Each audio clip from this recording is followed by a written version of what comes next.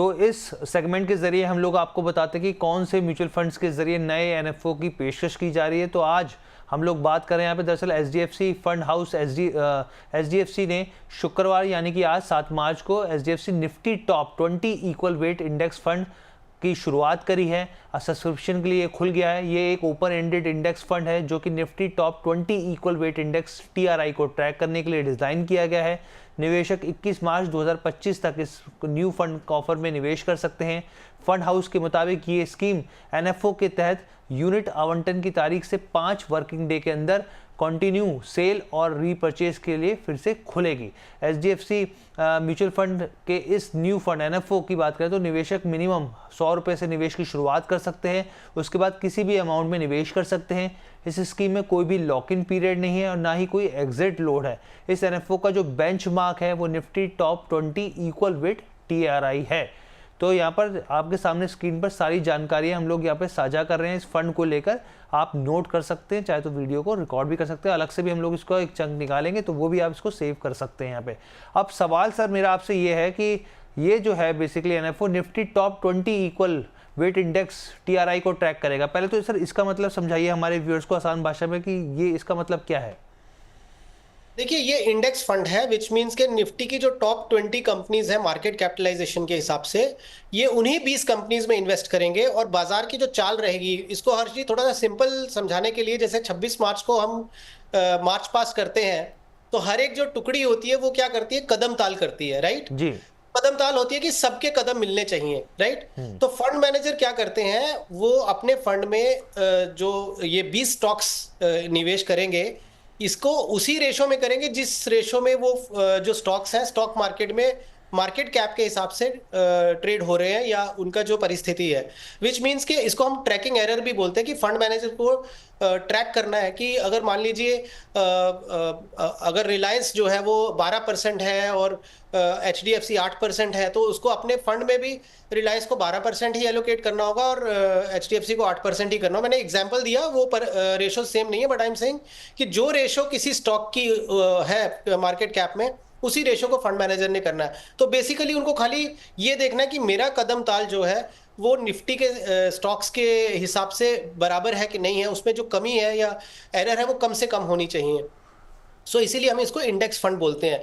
तो 20 स्टॉक की एक बास्केट उठाएंगे और उस बास्केट को ये रेप्लिकेट करेंगे कि वो स्टॉक्स का जो भाव है वो मार्केट में किस तरीके से चेंज हो रहा है, फंड मैनेजर उसी तरीके से उसको चेंज करता रहेगा। तो इसीलिए इसको इंडेक्स फंड बोला गया है। तो अब बेसिकली क्या है, इसमें फंड मैनेजर को एक्सेप्ट फॉर कि मेरी जो एलोकेशन है 20 स्टॉक्स की, वो वही एलोकेशन होनी चाहिए वो उसमें है। उसके अलावा फंड मैनेजर के पास में कोई ज्यादा स्कोप नहीं है इसको फंड को अपने तरीके से चलाने के लिए। ठीक है सर। और आपके हिसाब से सर इसमें HDFC Nifty top 20 equal weight index में निवेश करना चाहिए निवेशकों को या नहीं करना चाहिए? मैं बहुत ज्यादा एनकरेज नहीं हूं, बिकॉज अगर ये मान लीजिए टॉप 20 एक्टिव फंड होता, अब एग्जांपल के तौर पे समझाता हूं, क्योंकि अगर मान लीजिए अभी इस फंड में रफली 10 सेक्टर्स रिप्रेजेंट होते हैं अलग अलग कंपनियों के। कोई आईटी कंपनी होगी, बैंकिंग कंपनी होगी, टेलीकॉम कंपनी होगी, तो अलग अलग कंपनीज जो हैं वो इसको रिप्रेजेंट कर रही हैं, अलग अलग इंडस्ट्री। मान लीजिए हर्ष भाई 2 या 3 इंडस्ट्रीज अच्छा नहीं कर रही हैं, ठीक है, फंड मैनेजर के पास ये ऑब्लिगेशन रहेगा कि उसको उसी सेक्टर में वो एलोकेशन देना ही पड़ेगा। अभी मान लीजिए अगर फंड मैनेजर के पास ये फ्लेक्सिबिलिटी होती कि वो उन सेक्टर्स को इग्नोर कर दो और बाकी के जो सेक्टर्स हैं जहां पे आउटलुक अच्छी है, पोटेंशियल अच्छा है, करंट मार्केट सिनेरियो में वो सेक्टर्स ज्यादा बेटर कर रहे हैं, तो फंड मैनेजर उनमें ज्यादा एलोकेशन डाल दे, ठीक है। अगर ऐसा होता तो शायद मैं ये फंड को रिकमेंड करता, बट यहाँ पे फंड मैनेजर के लिए कुछ है नहीं करने के लिए।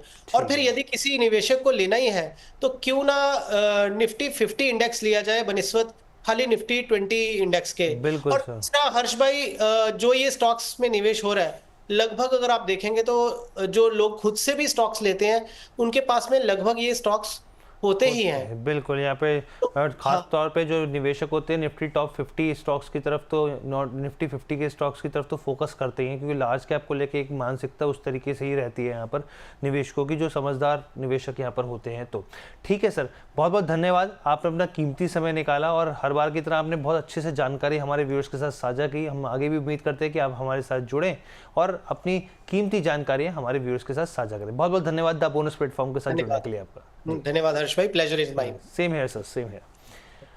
तो ये आज फिलहाल के लिए हमारे पास जो हम लोग आपके पूरी जानकारी, जो पूरा शो लेकर आए, फिलहाल के लिए इतना ही। सिप की टिप में हम लोग फिर आपके साथ सोमवार को जुड़ेंगे, लेकिन उससे पहले जाते जाते बहुत ही चंद घंटे बचे हैं अब, क्योंकि एक बहुत ही खास इवेंट आने जा रहा है। क्योंकि एक इवेंट तो देखिए आप सब जानते हैं, चैंपियंस ट्रॉफी का फाइनल आपका देखने का प्रोग्राम होगा, लेकिन चैंपियंस ट्रॉफी के फाइनल से एक दिन पहले यानी कि शनिवार, अब बहुत कम समय बच गया, एक स्पेशल दिन है। शनिवार 8 मार्च को दुनिया में अंतर्राष्ट्रीय महिला दिवस मनाया जा रहा है और इस मौके पर अमर उजाला द बोनस भी पीछे नहीं है। अमर उजाला बोनस की टीम शनिवार को उत्तर प्रदेश की राजधानी लखनऊ में स्पेशल कार्यक्रम शक्ति की समृद्धि का आयोजन करने जा रही है। इस कार्यक्रम में महिलाओं के लिए कमाई, बचत, निवेश, बीमा और साइबर सिक्योरिटी से जुड़े तमाम पहलुओं पर यहाँ पर एक्सपर्ट्स अपनी राय रखेंगे।